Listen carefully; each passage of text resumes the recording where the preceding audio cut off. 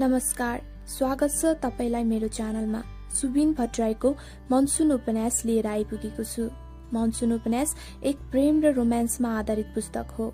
यो उपन्यासको कुल पृष्ठ 253 को हाराहारीमा छ। पहिलो भागको वाचन सुरु गर्दछु।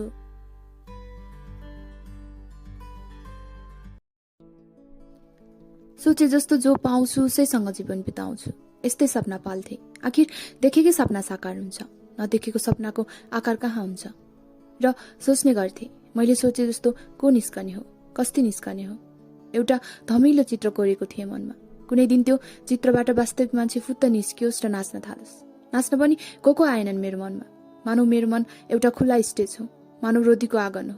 तर कोही पाउँछन् बिना परिश्रम चाहेकै कुरा, कोही देखिरहन्छन् सपना जो कहिले हुन्नन् पुरा। कसैका प्रेम कहानी फैलन्छन् कुना कन्दरा, कसैका प्रेम कहानी रहन्छन् आधा अधुरा, आफ्नो भाग्यको कुरा। जोडी मिल्यो, साइत हेराइयो, कुरा छिनियो, इङ्गेजमेन्ट भयो र हेर्दा हेर्दै कुर्दा कुर्दै पत्तै नपाउने गरी समयको भिडबाट घुस्रदै घुस्रदै लुसुक्क आइपुगेरै छाड्यो बिहेको मिति, रामेश्वरको बिहेको मिति। रामेश्वरको बिहे अचानक भएको थियो। त्यो मान्छे थियो नै त्यस्तै, जे पनि उसको अचानकै हुन्थ्यो। प्रेम पनि त त्यसको 2 महिनाको अन्तरालमा 2 पल्ट भएको थियो। फेसबुकबाट एउटी केटी चिन्यो रे। 2-4 पटक बोलिसकेपछि भन्यो रे मलाई तिमी मन पर्यो। मैले के गर्ने? केटीले पनि जवाफमा भनेछे बिहे गर्ने। यसरी भएको थियो उनीहरू बीच प्रेम। बिहे गर्नलाई घर परिवारसम्म कुरा पुर्याउन जरुरी थियो। दुवैले आफ्नो घरमा कुरा गरे। रामेश्वरको घरबाट त पारित पनि भएको थियो, तर केटीका घरमा समस्या देखियो। समस्या सुल्झाउन रामेश्वरका काका र म लमी बनेर केटीको घर गएका थियौं। नेपालमा त त्यस्तो देश होला जहाँ 2 जना बीच प्रेम भइसकेपछि पनि घरमा कुरा लैजानलाई लमीको आवश्यक पर्छ। तर केटीका बाउ यो बिहे हुँदै हुँदैनन् भनेर तर्किए। केटा र केटीको चिना मिल्दैन रे। अर्को ज्योतिषलाई देखाउन भन्दा 2 पुस्तादेखि हरेक मिलाउँदै आएको ज्योतिष छाडेर अन्त कुरा मिलाउन गइदैन भन्दै बुढा च्याठिए। रामेश्वर पर्यो तनावमा। सुन्दरी र मैले केटी भगाउने सल्लाह दियौं। रामेश्वरले सोही कुरा प्रस्ताव गर्दा उता केटीले बा आमाले बिहे नगर्दै मान्दिन भन्न थाले। रामेश्वरको पालो अन्तिम फोन कल गरेर केटीलाई भनिदिएछ बा आमाले खोजिदिएको चिना मिलेसँग बिहे गर्नु। म चाहिँ मन मिल्ने अर्कै खोजेर बिहे गर्न आँटे। त्यसको 1 हप्तामै रामेश्वरले घर परिवार सारातिर हल्ला गरेर अन्तमा आफ्नै पुरानो घर धरानमा एउटा केटी फेला पार्यो र बिहे धरानबाटै हुने टुङ्गो लाग्यो। फुल ट्याङ्की पेट्रोल नसकुन्जेल कार्डहरू धमाधम बाँड्यो। काठमाडौँमा हुन्जेल बानेश्वरदेखि कोटेश्वर, गैरी गाउँदेखि हाँडी गाउँ, सुकेधारादेखि ढुङ्गेधारा, जोरपाटीदेखि कुमारीपाटी, धरान पुगेपछि पनि धरान, इटहरी र विराटनगरका ठाउँ ठाउँमा कार्ड बाँड्यौं। फागुन महिना थियो। रहल पहल जाडोले फागुनको पहिलो सातामा पनि धरानलाई आकल झुक्कल जिस्काइरहन्थ्यो। घरि घाम तापु लाग्थ्यो, घरि पंखामुनि बस्न जाउँ जस्तो लाग्थ्यो। बिहे मुखैमा हुँदा आफन्त र छिमेकी महिलालाई पात गाँच्न बोलाइयो। तिनले पात भन्दा बढी बात गाँचे। बुढाहरू खुसियालीको बहानामा तासको खाल जमाए, 2-4 पेक लगाए। कसैले पुरानाले काम चलाउने भए ती र कसैले नयाँ सुट सिलाएका थिए। क्याटरिङवालादेखि ब्यान्डवाला, जन्ती लैजाने बसवाला, जेनेरेटरवाला, भिडियो क्यामेरावाला, पण्डित सबैको व्यवस्था भयो। ग्रह शान्ति र नानीमुहीको पूजा भयो। रुद्री पनि लगाइयो। निम्तालु मध्ये भान्जा भान्जी र छोरा छोरीलाई टीका लगाएर दक्षिणा पनि दिइयो। साईपाटाका लागि झिलझिल टल्कने पेपरले किस्तीहरू र्याप गरिए। किस्ती बोक्ने 7-8 जना कन्याहरूको समेत प्रबन्ध भयो। सेलहरू पाके, कसार बटारिए, रत्योलीका लागि लाउड स्पिकरको पनि व्यवस्था गरियो। रामेश्वरसँग परिचय भएको दिन पुल्चोक इन्जिनियरिङ कलेजमा भर्खरै भर्ना भएको थिए। क्लासमा साथीहरू 1 जना पनि बनेका थिएनन्। त्यो पनि झरी परेको थियो। बेलुकीको 4 बजेको थियो घडीमा। मसँग ओत केही थिएन। कलेज छुटेपछि मलाई नजिकैको बस स्ट्यान्डसम्म जान ओत चाहिएको थियो। छाता र वर्षादी भएका कति साथीहरू मेरै अगाडिबाट गए। कसैसँग गुहार माग्न सङ्कोच लागिरहेको थियो। अवस्थामा पछिल्बाट रामेश्वर आएर आफ्नो कालो छाता उगार्दै मलाई भनेको थियो, जानी होइन साथी? साथी ठ्याक्कै यही भनेको थियो रामेश्वरले। हँसिलो मुहार थियो उसको। लागेन ऊ मसँग पहिलोपल्ट बोलिरहेछ। लाग्थ्यो ऊ वर्षौंदेखि मलाई चिन्दछ। म लुस्सुक उसको छाताभित्र छिरे र उसैसँग बस स्ट्यान्डसम्म गएँ। बर्सातमा ओत बनेर आएको त्यही रामेश्वर मेरो जीवनमा पनि ओत जस्तै बनिरह्यो। भोलिपल्ट क्लासमा रामेश्वरले मलाई सुन्दरीसित परिचय गराइदियो अनि हाम्रो सम्बन्ध X बराबर Y बराबर Z जस्तो भयो र यसरी हामी 3 जनाको सानो टोली घनिष्ठ भयो। रिस उठ्दा र जिस्काउँदा रामेश्वरलाई रामेचोर भनेर बोलाउँथ्यौं, सुन्दरीलाई चाहिँ सुन्दरे। दुई मध्ये रामेश्वर थियो वर्णन गर्न लायक। रामेश्वर हामी तीन मध्ये सबैभन्दा मोटो थियो। ऊ होचो पनि थियो। उसको लम्बाइ र चौडाइ करिब करिब बराबर हुन लागिसकेको थियो, स्क्वायर हुने तर्खरमा। हामी तीनजना खुलेआम बाटोमा हिँडिरहँदा म घरिघरि सोच्थे, नेपाल सरकारले उसलाई समातेर म्युजियममा नराख्ने भुल किन गर्दैछ? सुन्दरीको अनुहार नाम जस्तै भए पनि शरीर कुनै अनिका लागेको ठाउँबाट रेस्क्यु गरी ल्याएको मानिस जस्तै दुब्लो पातलो थियो। बिहेका लागि म र सुन्दरी 3-4 दिन अघि नै धरान पुगेका थियौं। बिहेको दिन बिहानै सुन्दरी र म रामेश्वरको बिहेको कार्ड सिँगार्न लागिरहेका थियौं। लाङगाडी चोकबाट भानुचोक स्थित सिद्धि नेवा पार्टी प्यालेसमा जन्ती जानु थियो। उस्तो टाढा थिएन। रङ्गीचङ्गी बेलुन, रिबन, फुललाई बेहुलाको कारमा टाँस्ने काम हामी दुईमा खटिएका थियौं। सुन्दरी कुन चाहिँ कहाँ टाँस्ने भनेर देखाउँदै थियो। म उसले भने ठाउँमा टेपले बेलुन, रिबन, फुल टाँसिँदै काम गरिरहेको थिएँ। टाँस्ने काम सकेपछि बेहुला र बेहुलीको नामको अल्फाबेट मिलाउने काम रह्यो। रामेश्वरकी हुनेवाला पत्नीको नाम प्रतिज्ञा थियो, अर्थात् नियम मुताबिक R+P लेख्नुपर्ने भयो। सुन्दरीले भनेको थियो, आजबाट रामेश्वर शहीद हुने भयो। शहीद शब्दले मलाई भुपीको कविता याद दिलायो। हुँदैन बिहान मिरमिरमा तारा झरेर नगए, बन्दैन मुलुक 2-4 सपुत मरेर नगए। के रामेश्वर मुलुक बनाउनलाई बिहे गरिरहेको छ? सुन्दरीले पनि फेरि भन्यो, शहीद हुने मान्छेको कारमा के को R+P, RIP लेख्नुपर्छ। बेहुलाको कारमा RIP। मलाई हाँस उठ्यो। त्यो लेख्दा भन्दा पढेपछि झनै हाँस उठ्यो। पेट मिची मिची हाँस्यौं हामी। हामीलाई देखेर रामेश्वरका बाले सोधे, किन हाँसेका? हामी चुप लाग्यौं। बुढा गइसकेपछि फेरि हाँस्यौं। हामी खित्का छाडेर हाँसेको देख्नेहरूले हामीलाई पागल भन्यो होला।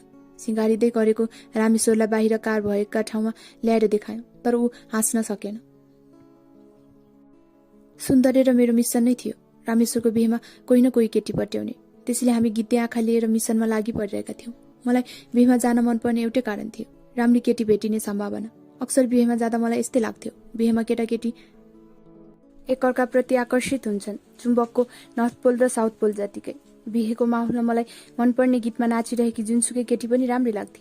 जो केटीलाई म हेर्थे तिनलाई पनि म ठिकठाक लागेको हुन्थ्यो, किनकि तिनीहरू लुकी लुकी मस्किँदै मलाई हेरिरहेका हुन्थे। तर बिहेको सानो माहौलमा टुसाउन खोजेको अव्यक्त प्रेमले ठूलो आकार लिन कहिले सकेको थिएन। रामेश्वरको बिहेमा उसलाई पहिलोपल्ट देखेको। अरू केटी चाहिँ उसले अनुहारमा धेरै लिप्पोत गरेकी थिइन। न उसको शरीरमा थियो गरुङ्गा साडी वा लेहङ्गा, न नाक कान वा घाँटीमा झुन्ड्याएको थियो सुनौला गहना। ऊ गुलाबी साडी र सुनौलो चोलोमा थिए। आँखामा कालो फ्रेम भएको चस्मा थियो। बिहेमा आएको होइन, स्कुल पढाउन जान लागेकी जस्तै देखिन्थ्यो। साडीमा जिउ टमक्क मिलेको थियो। कपाल फुक्का छाडेकी थिए, तर कुम्सम्म मात्र आउने, करिब 5 फिट 5 इन्च हाइट, लौका जस्तै लरक्क परेकी।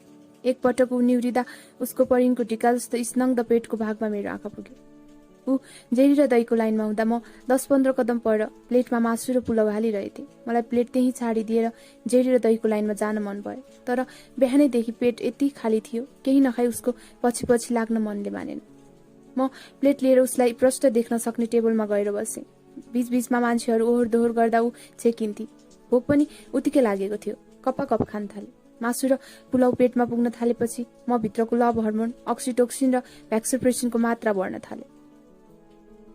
म परबाट देखिरहेथे। अलिकति हावा चल्दा पनि फरफर गरिरहन्थे उसको साडीको आँचल। त्यति हलुका थियो, त्यति सिम्पल थियो। ब्यान्ड बाजावालाहरू केही पर नेपाली फिल्मका गीतमा धुन बजाइरहेका थिए। मलाई बिहेको मन नपर्ने कुरा चाहिँ यही थियो, बाजागाजा, प्यापे र प्वापाको आवाज। यतिखेर बजिरहेको थियो सिम्पल कान्छीको। के ब्यान्डवालाहरू उसैलाई हेरेर त्यही अनुरूपको गीतमा धुन बजाइरहेका थिए?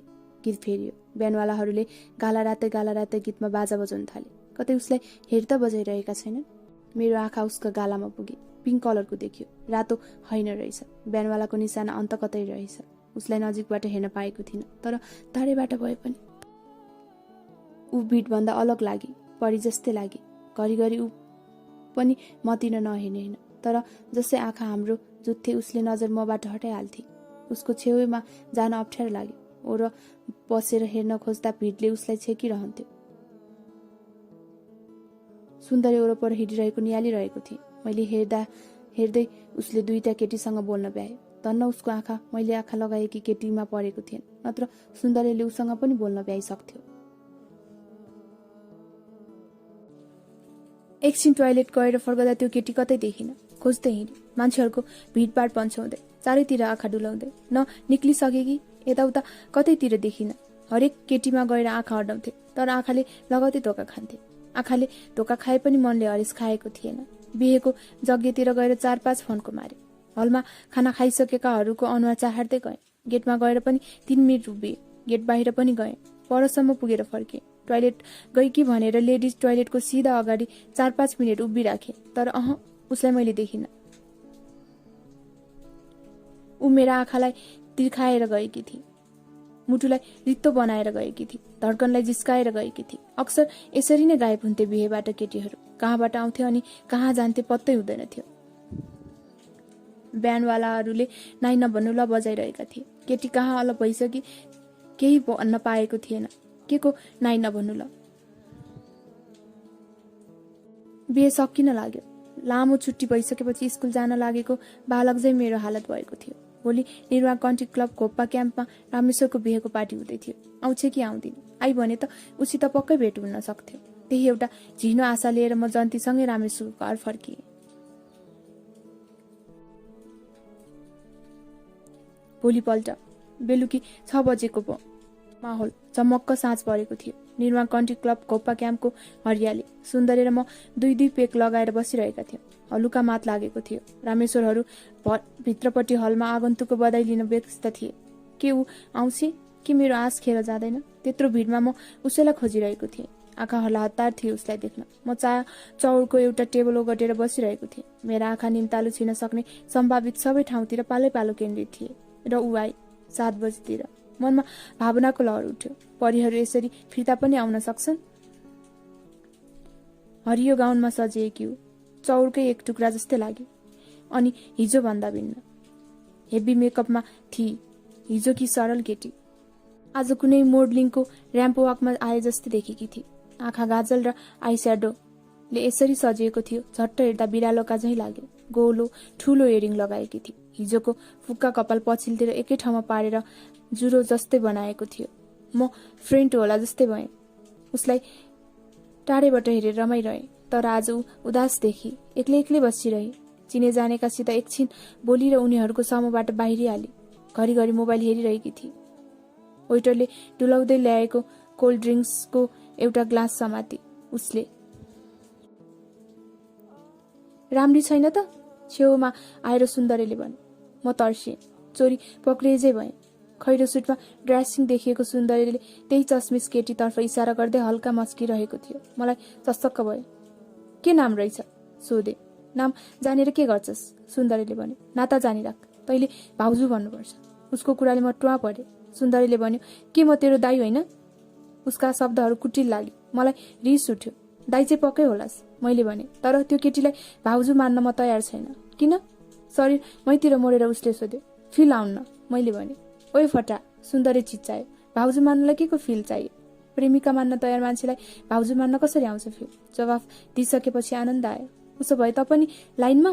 अघिल्लो दिनदेखि एउटा बेचैनीसित जुधेर बसेको थिएँ। धड्कनहरूमा सङ्गीत भरेर बसेको थिएँ। रहरहरूलाई पखेटा हालिदिन थालेको थिएँ। यी सब सुन्दरी खोज्न खोजिरहेको थियो। म पनि? म कड्किएँ। म मात्र छु यो लाइनमा। लाइन अलिक लामै देखिन्छ। सुन्दरीले मलाई पूर्वतिरको दिशामा देखाउँदै भने, ऊ त्यहाँ हेर। 2 केटा आपसमा मस्किँदै उसलाई थाहा नै नहुने गरी उतिर हेरिरहेका थिए। पार्टीमा हट भएर आएपछि केटाहरूको ध्यान जानु अस्वाभाविक थिएन पनि। राम्री केटी लोभलाग्दो लहलहाउँदो फल नहो, उसका पनि आँखा परिहाल्छन्। ठिक छ, मैले भने। जसले सक्छ उसले गर्छ। देख्ने बित्तिकै यहाँ प्रेम कसलाई भएको हो र? केटी राम्री लागेर पो 3वटा कुरा हुन सक्छ। आयो सुन्दरी आफ्नो लयमा। 1 कि त्यो केटी मेरी हुन्छ, 2 कि त्यो तेरी हुन्छ, 3 त्यो हामी 2 बाहेक अरू कसैकी हुन्छ। सुन्दरीले झनक्क रिस उठाए। उसलाई व्यवस्था गर्दै त्यही केटी भएतिर गए। केटीको नजिक त गए, तर बोल्ने आँट आएन। अलिक परबाट मजाले निहालेर उसले नदेख्ने गरी उसको अनुहार लाम्चो र मार्बल जस्तै चिप्लो देखियो। आइब्रो पेन्सिलले मिलाएर कोरेको मसिनो तर्को जस्तो थियो, जो चस्माको फ्रेमभन्दा अलिकति माथि थियो। ऊ एउटी केटीसित हिँड्दै बोलिरहेकी थिए। मलाई सजिलो भयो। कम्तीमा उसलाई हेरिरहन। ऊ जता जता जान्थे म पनि उसले थाहा पाउने गरी त्यतै जान्थे। ऊ चाल पाएर पनि नदेखिजै गरिरहेकी थिए, तर उसका आँखामा घृणा थिएन, प्रेम थियो भन्न खोजेको पनि होइन, तर अलिकति प्यास पक्कै थियो। लाग्थ्यो उसलाई पनि मसित बोल्न मन छ, मलाई उसँग बोल्न मन भए चाहिँ। तर सङ्कोचको बादल बाक्लो घुम्टो यता पनि थियो उता पनि। कम्तीमा नाम साटासाट गर्न पाए पनि त्यही नामले बोलाइरहने बाहना हुन्थ्यो। धेरै बेरसम्म हामी बीच लुकामारी चलिरहे। म चारैतिर विचार पुर्याइरहेको थिएँ। हामी बीचको लुकामारी कसैले चाल नपाओस् भन्ने चनाखै थिएँ। ऊ मलाई हेरिरहेकी थिए। म अनन्त्र हेरेको अभिनय गर्न लागे। केही छिनपछि उसले बिर्स्यो होला भन्ठानेर उतिर आँखा लगे। ऊ त अझै मलाई नै एकहोरो हेरिरहेकी रहेछ। म हलभित्र लागे। हलमा रामेश्वर आगन्तुकले दिँदै गरेको बुके हातमा लिँदै मुस्कुराइरहेको थियो। हरेक आगन्तुकसित फोटो सेसन भइसकेको थियो। पार्टीमा आएको मान्छे यसरी मुख लुकाएर पनि काम बन्छ? आफैलाई भने। हिँडिरहेको वेटरको ट्रेबाट व्हिस्कीको एउटा गिलास उठाए, स्वाट्ट पारे। त्यो चस्मिस केटीको हेराइभन्दा पनि कडा लाग्यो। लौ यो के? चस्मिस केटी पनि पार्टी हलभित्रै छिरेकी थिए। मैले उसलाई व्यवस्था गर्न थालेँ। छेउमा कोही परिचित थिएन। भए बोलाउने अवश्य गफिदौँ। सुन्दरी यही बेला कता मुन्टेको थियो। करिब आधा मिनटपछि मलाई पछिल्लोतिरबाट कसैले हातले कोट्याएर बोलाए जस्तो लाग्यो। सुन्दरी होला भन्ने भयो। म पछाडि फर्केँ, तर पछाडि सुन्दरी होइन, ऊ थिए। उही चस्मिस केटी। उसको ओठ धारिलो चक्कुले कलात्मक पाराले काटिएको मुस्ताङ्गे स्याउको स्लाइस जस्तो लाग्थ्यो, रसिलो र सायद मिठो। नर्भस भए। उसको शरीरबाट सुन्तलाको बास्ना आइरहेको थियो, सायद पर्फ्युमको सुगन्ध थियो। म अवाक भएर हेरिरहेँ। उसले सोधी, तपाईँ कताको? उसका ओठ खुल्दा ती हलुका बतासको प्रभावमा फरफराइरहेको गुलाबको पत्ता झै देखिए। हजुर। म उसको रूपले यति लठिरहेको थिएँ कि बोल्नै आएन। तपाईँ कताको? फेरि सोधी। काठमाडौँ, मैले भने। डरले चिटचिट पसिना काट्न थालेको थिएँ। ओठ कामिरहेका थिए। ठाउँ कसले सोध्यो? बेहुलातिर कि बेहुलीतिरको? बेहुलातिर। मैले बेहुला लजाउँदै जवाफ दिएँ। म बेहुलाको साथी। मलाई चिन्नुहुन्छ? फेरि अर्को अजीब प्रश्न आयो। हजुर, नर्भस हुँदै मैले भने। Do you know me? म नेपाली राम्ररी बुझ्थेँ। थाहा थिएन। उसले दोहोऱ्याएर त्यही प्रश्न अङ्ग्रेजीमा किन सोधी। चिन्दिन भने पनि भित्रभित्रै म तिमीलाई जन्मदेखि चिन्दछु भन्न मन थियो। अनि नचिनेकालाई त्यसरी खाउलाजै गरेर किन हेर्नु? अलिक झड्किएर सोधी। खाउला शब्दसँग मेरो आँखा उसका ओठमा गएर अड्किन पुगे, जुन अघिदेखि नै रसिलो मुस्ताङ्गे स्याउको स्लाइस जस्तै लागिरहेथ्यो। त्यसको स्वादको परिकल्पना मस्तिष्कले गर्न थालेको थियो, तर म केही बोलिन। ल भइगयो। उसले मेरो हालतप्रति दया देखाउँदै भने। यति साह्रो डराउनु पर्दैन, पुलिसलाई कम्प्लेन गर्दिन। ऊ यति स्विट भई मानौ तमोर खोलाको किनारमा लगाइएको उखुको गुलियो भर्खरै उसैमा आएर छिरेको छ। ऊ 5 कदम अगाडि गइसकेकी थिए। घोक्रो सुकुन्जेल चिच्चाए, अझै हेरे भने पनि कम्प्लेन गर्दिनौ? उसले दया गरेर छाडिदिएको मलाई मन परिरहेको थिएन। वास्तवमा म केटीसित भिड्न चाहन्थे। टक्क अडिएर ऊ पछाडि फर्की र सेतो टिलिक्क दाँत देखाउँदै उसले भने, गर्दिन। उसका तलतिरका 2-3वटा दाँत मिलेका रहेनछन्। हेरे गरिरहे भने म मुस्कुराएँ। ऊ जवाफमा हाँसी मात्र। म उसको धेरै नजिक पुगिसकेको थिएँ। सुन्तला सुगन्धको पर्फ्युमको हरहर बास्ना फेरि आयो। उसको टम्मक्क परेको छातीमा मेरो आँखा गर्न पुगे। त्यो उसलाई अस्वाभाविक लागेर होला। ऊ सरासर अगाडि बढी। उसको कम्प्लेन नगरिदिने कुराले मेरो मनमा उत्साह थपिदिएको थियो। उसले मलाई ग्रिन सिग्नल दिएको झैँ लाग्यो। उसले दिएको औँला पचाएर डुडुल्न नै निलले हिम्मत गरे। तिम्रो नाम सोध्यो भने कम्प्लेन गर्दैनौ? गर्दिन, तर नाम पनि भन्दिन।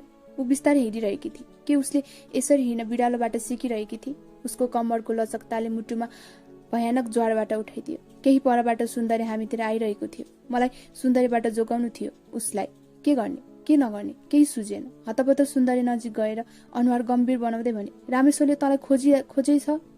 सुन्दरी हो र भन्दै सुई गयो। उतिर फर्कदै मैले भने, अनि यो सुन्दरता चाहिँ इम्पोर्ट गरिएको कि होममेड?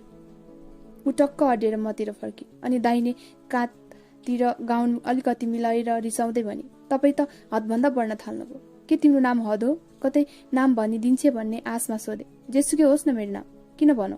मसँग बोलिरहँदा उसको आँखा खराएर चाहिँ फुत्रुक फाल हानिरहन्थे। के म ती आँखामा चिप्लिएकै हुँ? उसले देब्रेतिरको ग्राउन्ड पनि मिलाए। तपाईँ चाहिँ कताको? अघिको उसको प्रश्न उसैलाई फिर्ता गरे जवाफ पाउने आशमा। त्यो पनि भन्दिन। उसले यसरी कडासित भन्दी नभनी मानौ मैले उसँग फेसबुकको पासवर्ड नै मागेको। म उसको सामुन्ने भएर अझै कुरा गर्न चाहन्थे, तर ऊ मलाई पिठ देखाउँदै अगाडि बढी। ऊ केही पर पुगिसकेकी थिए। मलाई अझै हिम्मत हार्न मन लागेन।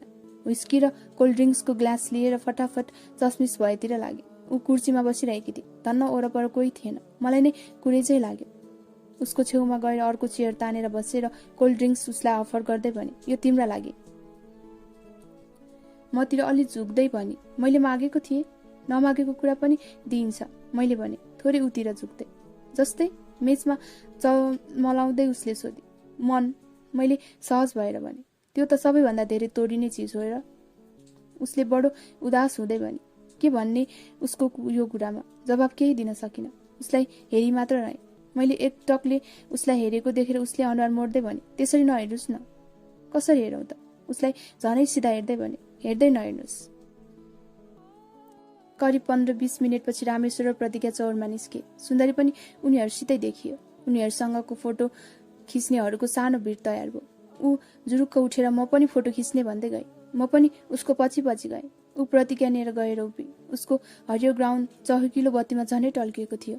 फोटोग्राफर अर्को साइडबाट उनीहरूलाई फोकस गर्न खोज्दै थियो।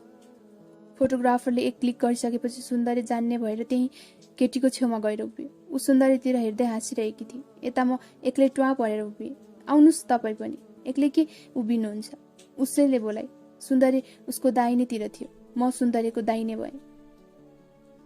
बेहुला बेहुलीसँगको फोटो सेसन सकिएपछि केही केटीले बेहुलीलाई मात्र तानेर लगे र अर्को फोटो सेसन जमाए। ऊ पनि उनीहरूसँगै पछि पछि लागे। सुन्दरीले रामेश्वरलाई भने, त्यो चस्मा लाउने केटीसँग तैँले मेरो लागि पहल गरिदिनु पर्ने भयो। रामेश्वरको ध्यान केटीहरूको ग्रुपतिर गयो। पहिला मैले मन पराएको। मैले सुन्दरीको कुरा भुइँमा झरि नसक्दै भने, के प्रमाण छ? सुन्दरी चिचाए। प्रमाण भए पनि के गर्छस्? 100 मिटरको रेस हो तिमीहरूको। जसले पहिला पार बढ्यो उसले जित्यो। रामेश्वरले सही तर्क झिक्यो। कम्तीमा तटस्थ त रहिदियो। उसको नवविवाहित श्रीमतीले आपत्ति नगर्ने भए तत्कालै रामेश्वरलाई गालामा मै खाइदिन्थे। सिधै सक्दिन भन्न। सुन्दरी जङ्गियो। सक्छु मैले कहिले भने? रामेश्वरले भने। तिनै केटीमध्ये दुईटी केटी आएर रामेश्वरलाई उठाएर लगे। म भने बाथरुमतिर लागे।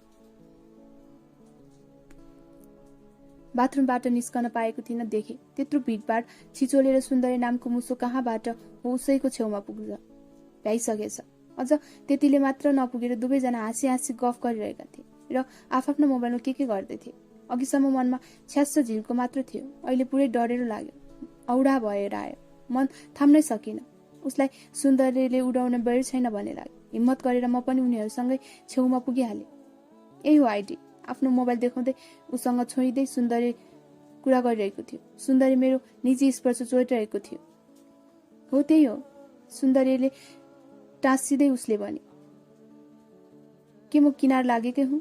ल रिक्वेस्ट गयो है। सुन्दरीले भने, फ्रेन्ड रिक्वेस्ट पठाउन समेत भ्याइसकेछ। फरवार्ड भयो भनेर दङ्ग परेको मलाई सुन्दरीले उछिनी हालेछ। सुन्दर, मैले परबाट भने। सुन्दरीले भन्दा पहिले मेरो आवाज सुनेर मलाई हेर्ने ऊ भए। सुन्दरीको ध्यान भने उसैमाथि थियो। धन्न रामेश्वर छैन र एउटा प्रतिद्वन्दी छैन। नभए लायक होस् या नहोस्, यहाँ ऊ समेत आफूलाई दावेदारका रूपमा प्रस्तुत गर्न चुक्दैनथ्यो। उसको कम्प्लेन, म केटीतिरको बेहुलीको साथी। हामीले स्कुल र +2 सँगै पढेको। उस बेला सोधेको प्रश्नको जवाब उसले बल्ल दिए। पोहोर मरी सासु अहिले आए आँसु भने चाहिँ गरी। न यो समय उचित थियो न ठाउँ। सम्भवतः ऊ सुन्दरीबाट उम्किन खोजिरहेकी हुँदियो। 2-4 दिनपछि एसएमएस गरेको भए हुन्थ्यो नि। म पनि के कम व्यङ्ग्य गरिदिएँ। के को एसएमएस? उसँग बोल्न थालेपछि मात्र सुन्दरीले मेरो उपस्थितिको चाल पायो र चासो दियो। हाम्रो प्राइभेट कुरा। उसले यसो भनिदिएर मलाई एकाएक आफ्नो नजिक बनाइदिए। सुन्दरी खिस्रिक्क पर्यो। यताको डढेलो अब उता सरेको थियो। एउटा ह्यान्डसम सिङ्गल केटा र राम्रै सिङ्गल केटी बीचको प्राइभेट केही हुनु भनेको प्रेमको प्रतिस्पर्धामा लागिरहेको तेस्रो व्यक्तिका लागि सुखद समाचार पक्कै थिएन। के प्राइभेट? सुन्दरीले सोध्यो। लाग्थ्यो हामी बीचको प्राइभेट शब्दले उसको पर्सनालिटी नै धरापमा परेको छ। हामी केटीसित छुटिसकेपछि पनि के प्राइभेट भनेर मलाई बारम्बार सोधिरहेको थियो। प्राइभेटमा भेटौ भने कि भनिदिए। के पत्याउँथ्यो? मोराले साँच्ची भन्न भनिरहेको थियो। मैले फेरि भने, उसको र मेरो प्रेम एकदम प्राइभेट राख्ने कुरा गरे कि दुनियाँले थाहा नपाओस् भनेर। मैले जतिसुकै झुट बोले पनि सुन्दरीले बताएन। पछि उसले वाक्क मानेर सोध्नै छाडिदियो। फेरि नाम नसोध्ने उसले छुट्टिने बेला सोधे। धेरैजसो मान्छेहरू गइसकेका थिए। सुनसान हुँदै थियो माहौल। निकटका मान्छेहरू मात्र बाँकी थियो। अघि भनेको भए काम लाग्थ्यो, अब के काम? मैले भाउ खाँदै भने। माने निधार खुम्च्याएर उसले सोधे। ऊ विचित्र राम्री देखी। म झन् हुरुक्क भएँ। अघि नै भनेकी भए बोलाइरहन काम लाग्थ्यो। अब तिम्रो नामको जानकारी लिएर फाइदै छैन। कहिले भेट्नु, कहिले बोलाउनु? हाँस्दै उसले भने। कुरा ठिकै हो, तर आफ्नो नाम दिएर जान आपत्ति त छैन होला? मैले आफ्नो नाम भन्थे, सुबान उपाध्याय। राति 9:30 बजिसकेको थियो। उफ, जति छुट्ने बेला भयो त्यति म हुरुक्कै भइरहेको थिएँ। कसरी पो छाडेर जाउँ उसलाई? कसरी छाडौ धरानलाई? के मलाई उसँग प्रेम भएको थियो? के मलाई सिंगो धरानसित प्रेम भएको थियो? धरानको बजारमा माया बस्यो एकै नजरमा भन्ने गीत झझल्ती याद आइरहेको थियो। मलाई गाह्रो होला जस्तो भयो। बाटामा भेटिएका शीतको सम्बन्ध बाटैमा सकिने न हो, चित्त बुझाउनै पर्थ्यो। यस्तो पहिले पनि धेरै पटक भएको थियो। एकपटक अरूसै। भोलिपल्ट सुन्दरी र म काठमाडौँ फर्क्यौँ। रामेश्वरहरू केही दिनपछि मात्र फर्किने भए। फर्किँदा बितेका 2 दिन सम्झिरहेको थिएँ। धरानमा एउटा अवसर छाडेर आएको थिएँ। उसको नाम जान्ने रहर पनि छाडेर आएको थिएँ। जुन नाम बोलाउन पाइने नपाइने कुनै ठेगान थिएन। त्यो नाम जानेर म के गरौँ भनेर कुन सनकमा भने, सायद रक्सीको मातमा। फर्किँदा गर्दा आफैले धिक्कारे। खुब हिरो भएर नाम जान्ने चाहना छैन भने। कमसेकम आफ्नो नाम दिइसकेपछि उसको नाम जान्नमा के आपत्ति थियो र? फेसबुक, फोन, स्काइप थिएन र? नजिकिन कति नै बेर लाग्थ्यो र? किन छाडिदिए उसको नाम जान्ने कौतुकतालाई? खुब पछुताएँ। म केटीतिरको। सुन्दरी भन्ने गर्थ्यो, फ्रेन्ड रिक्वेस्ट 3 प्रकारका हुन्छन्। पहिलो फ्रेन्डकै रिक्वेस्ट, दोस्रो दुश्मनको रिक्वेस्ट। दुश्मनको रिक्वेस्ट भन्दा ऊ थप्ने गर्थ्यो। फेसबुक यस्तो ठाउँ जहाँ दुश्मनको रिक्वेस्ट आए पनि त्यो फ्रेन्ड रिक्वेस्ट नै भनिन्छ। अनि तेस्रो, अपरिचित रिक्वेस्ट। धरानबाट फर्केर आएपछि तेस्रो कोटीको रिक्वेस्ट आयो। रिक्वेस्ट पठाउनेको नाम लेखिएको थियो, मनसुन। सोचे फेसबुकमा नाम टुक्राएर राख्ने चलन छ, त्यसै गरेको हो कि? र हो रहेछ। पछि पत्तो लाग्यो उसको नाम मनसुन। कस्तो राम्रो नाम। मनमा नै 4-5 चोटि उच्चारण गरे, मनसुन। मनसुन मलाई सबभन्दा मनपर्ने ऋतु। वाउ, नामको पहिली खुलासा तुरुन्त एक्सेप्ट गरिदिए। एक्सेप्ट गरेपछि थाहा भयो ऊ BP Koirala institute of health and साइन्समा MBBS पढिरहेछिन्। सबैभन्दा मुख्य कुरा, मनसुन त्यही केटी रहेछिन् जसले मलाई रामेश्वरको बिहेमा खुब लोभ्याएकी थिए। कभर फोटोमा उसले सेतो लेगिन्स र कालो कुर्तीमाथि एप्रोन लगाएकी थिए। घाँटीमा एथेस्कोप झुन्डिएको थियो।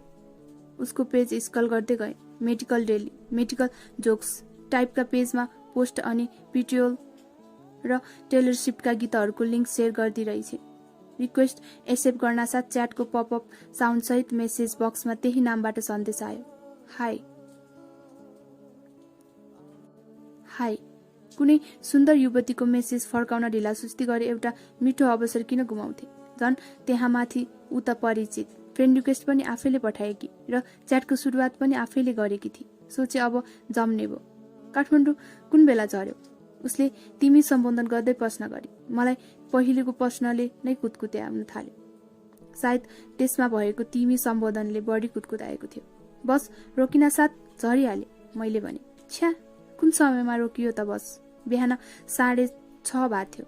दोस्रो पटक जिस्किने हिम्मत गरिन। झर्केर भागिहाली भने। ए, हाँसोमा उसको प्रतिक्रिया। मैले सोचेकै थिइनँ। पहिलीमा भने, जाँच्न मन लाग्यो मेरो पहिली कति बुझ्छे। के? उसले सोधी। के तिमीले फ्रेन्ड रिक्वेस्ट पठाउँछौ भनेर? मैले पनि सोचेकै थिइनँ। के? उसले पनि मेरै शैली चोर्दै भने के? म विवश भएर सोधे। रहस्य खोल्ने पालो उसको थियो। भनी यति चाँडो एक्सेप्ट गर्छौ भनेर। केटी मान्छेको रिक्वेस्ट एक्सेप्ट गर्न म ढिलासुस्ती किन गर्थे? बनाउँदै लागेको थियो। तर म केटीहरूको फ्रेन्ड रिक्वेस्ट बल्छी थापी बस्छु भन्ने अर्थ लाग्ने गयो भने आपत हुन्थ्यो। भने अनलाइन नै थिए नि त। जवाफमा हाँसो मात्र आयो। अब नाम के थाहा पायो? उसले करिब 10 सेकेन्डपछि सोधी। मैले उसको नाम थाहा पाओस् भनेर ऊ चाहँदी रहेछ। सुन्दरी सुनेर मुहारभरि सयौं मुस्कान एकैसाथ आए। मैले मनमा नै उच्चारण गरे, उसको नाम मनसुन। थाहा भयो, मैले जवाफ दिएँ र नाम लिएर बोलाइरहेँ। मौका पनि।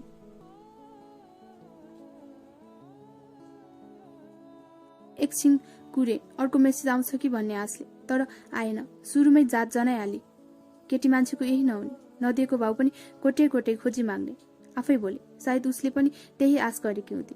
तर एउटा कुरा अधुरै छाडिदिए, संवादलाई। किनकि म मान्छेको साइकोलोजी केही हदसम्म बुझ्थे। च्याटमा यही अस्पष्ट र आधाउधी कुरा बोल्दा मान्छेहरूको कौतुलता भत्तै बढ्थ्यो। उसले एकछिनपछि पनि ढिलो नगरी सोधी, के? तिर ठिक ठाउँमा लाग्यो। मोरी अनलाइन भइकन पनि नबोलिकनी रहेछ। यस्तालाई ठिक ठाउँमा ल्याउन म पनि जान्दथे। मैले सोचेको थिएँ हाम्रो सम्बन्ध यतिकै सकियोस्। कम्तीमा मैले चाहिँ हाम्रो सम्बन्ध सकियो भन्ठानेको थिएँ। के थाहा उसले सक्न नचाहेकी। तिमीलाई सक्न मन थियो? उसले सोधी। मैले त्यसो भने? मैले बुझेँ नि त। मलाई उसको अनुहार हेर्न मन लाग्यो। के ऊ पनि म जस्तै लजाइ लजाइ मस्केर च्याट गरिरहेकी थिए? यति चाँडै भिडियो च्याट गरौँ भन्न मिलेन। त्यसैले उसको आँखाको चस्मा, मुस्ताङ्गे स्याउको स्लाइस जस्तै रसिलो ओठ, मार्बल जस्तै चिल्लो अनुहार, हाँस्दा तलतिर देखिने नमिलेका दाँतहरू, खराए झै नाचिरहने आँखाहरू सम्झेर काम चलाए। कति कल्पिए उसलाई साडीमा जो परिनको ढिका जस्तै स्नग्ध पेट देखाएर लोभ्याइरहेकी छ। एमबीबीएस कुन इयर हौ? मैले सोधेँ। क्लिनिकल। अनि तुरुन्तै अर्को मेसेज आयो, 3rd इयर। तिमी चाहिँ के गर्दैछौ? भर्खरै इन्जिनियरिङ सकेँ मैले जवाफ दिएँ। अहिले एउटा कन्सल्टेन्सीमा जब गर्दैछु। एकछिन दुवैजना चुप भयौँ। तिम्रो घर पनि धरानै हो? संवादमा अघि बढाउँदै मैले सोधेँ, तर जवाफ आएन। सोचे भएको अब बोल्दिनँ। उसैले कुरा झिकी भने पछि हर्दिनँ। अनलाइनै बसिरहन्छु। सबका अपडेट न्युज फिडमा लगालग आइरहेका थिए। एकछिन त्यतैपट्टि व्यस्त भएँ। केटा साथीहरू च्याट हाई हेलो गर्न आए। म ठन्डा भइदिएँ। केटाहरूसँग च्याट गर्नुभन्दा बरु केटाले बनाएको केटीकै फेक आइडीसँग च्याट गर्न मजा आउँछ। प्रेम यस्तै चिज हो जसको झुटो कल्पना गर्दा मात्र पनि प्रचुर सन्तुष्टि दिन्छ। यो के भनिरहेछु म? कल्पना पनि झुटो वा सत्य हुन्छ? खैर, जेसुकै होस्। करिब 10 मिनेटपछि ऊ आए। टाइप गरेर पठाए। टिङ टिङ। उसको मेसेजले मेरो फेसबुकको मेसेज बक्सबाट निस्किएर मुटुलाई समेत धड्कायो। धरान। उसले अघिको प्रश्नको जवाफमा भने, तर अहिले होस्टेलमा छु। अनि फ्यामिली को हुनुहुन्छ? प्रश्न के सोधिरहेछु मलाई कुनै मतलब थिएन। मात्र च्याट नटुङ्गियोस् भन्ने थियो। तिमीलाई के मतलब? मेरो फ्यामिलीमा जोसुकै हुन्। ऊ यस्तै सन्की। मैले केही जवाफ फर्काइन। निकै बेरपछि आफैले जवाफ पठाएँ। सरी। ठिक छ, मैले लेखेँ। किन सन्केकी त्यसै? यस्तै हो म। उसले बताए। अलि मुडी छु। मेरो घरमा म बाहेक थिए बा आमा अनि हजुरबा। शान्त, मन्डिटार, खाटार हाइटमा हाम्रो 2 तले घर थियो। घरको कम्पाउन्ड वरिपरि धुपी, जाई, नासपति र पारिजातका बोट लगाएका थिए। मेरा बा सरकारी इन्जिनियर हुनुहुन्थ्यो। सानैदेखि मलाई पनि इन्जिनियर बनाउने सपना बाले पूरा गरेर छाड्नु भएको थियो। आमा राजनीतिमा लाग्नु भएको थियो। म एक्लो छोरो, त्यसैले बडो पुलपुलेको थिएँ र मलाई पुलपुल्याउनुमा सबैभन्दा ठुलो हात हजुरबाकै थियो। जिद्दी र घमण्डी भएकै कारण बेला बेलामा बा आमाको रामदुलाई भेट्थे। बा आमाले मलाई धेरै समय दिन नपाउने हुनाले सानैदेखि म हजुरबासित नजिक भएँ। मलाई स्कुल पुर्याउने, स्कुलबाट लिएर आउने, नुहाइदिने, खेलाउने सबै हजुरबाले गर्नुहुन्थ्यो। 12 वर्षको उमेरसम्म म हजुरबासितै सुत्थेँ। जता जाँदा पनि हजुरबा मलाई लिएर जानुहुन्थ्यो। घरमा एक्लै छाड्न पनि त मिल्थेन। बामा भएकै दिन पनि म हजुरबासितै हिँड्न मन पराउँथे। अरूको चियो चर्चो गर्ने उहाँको नराम्रो बानी थियो। उहाँ यति चियो चर्चो गर्नुहुन्थ्यो कि कहिलेकाहीँ लाग्थ्यो उहाँको चियो चर्चोको कारण म ठिकसित जवान पनि हुन पाउँदिन। स्कुल क्लासमा मन परेको केटीलाई किन ल्याएको ग्रिटिङ कार्ड होस् या च्याटमा मस्किँदै कुरा गरिरहेको बेला होस्, उहाँ खबर लिनुहुन्थ्यो। हाँस्दै च्याट गरिरहेको बेला हजुरबा कोठामा छिरेर मलाई सोध्नुहुन्थ्यो, कोसित मस्किँदैछस्? केटीसित। सधैँ यसै भन्थे, नभनी सुख पनि थिएन। नत्र कोसित यसरी मस्केर कुरा गरिरहन्छस्, मलाई ज्ञान छैन? कसकी छोरी? हजुरबाको सधैँ एउटै प्रश्न हुन्थ्यो। च्याट गरेर मस्किनलाई पनि तिम्रा बाउ आमाको नाम के हो भनेर सोध्ने गरौँ। मेरो पनि सधैँ एउटै जवाफ हुन्थ्यो, ल्याउन आँट्याओस् भनेर सोध्ने अर्को नराम्रो बानी। केटीहरूसँग खिचेको फोटो देख्नुभयो भने आँखा लागेको होस् भनी सोध्नुहुन्थ्यो। कुनै केटीसँग बोलेको थाहा पाए सल्केको होस् भन्नुहुन्थ्यो। अनि मस्किँदै च्याट गरेको फेला पार्नुभयो भने सोध्नुहुन्थ्यो, ल्याउन आँटिस? कुनै केटी मसित अलिक बढ्दै आत्मीय भएको सुईको पाउनुभयो भने केटी माग्न जाने भनिहाल्नुहुन्थ्यो। हजुरबा आफ्नो कोठामा एक्लै हुँदा बेतको कुर्सीमा अडेस लगाएर बुढो खोकी खोक्दै अखबार या अरू कुनै न कुनै पुस्तक पढिरहनुहुन्थ्यो या टेबलमा बसेर डायरी केही लेखिरहनुहुन्थ्यो। बिहानको 5 बजेबाट उहाँको दिनचर्या आरम्भ हुन्थ्यो। उठेर हरेक दिन नुहाउनुहुन्थ्यो अनि 1 घण्टा वाक निस्कनुहुन्थ्यो। दमले बेला बेलामा सताएकोले जाडोमा भने बाहिर त्यति निस्कनुहुन्थेन, यो गर्नुहुन्थ्यो। केटाकेटीमा म पनि हजुरबासितै बसेर योग गर्थे। माछा मासु 10 वर्ष पहिले नै छाडिसक्नु भएको थियो, तर हामीलाई भन्नुहुन्थ्यो उमेरमा खानुपर्छ, खाऊ।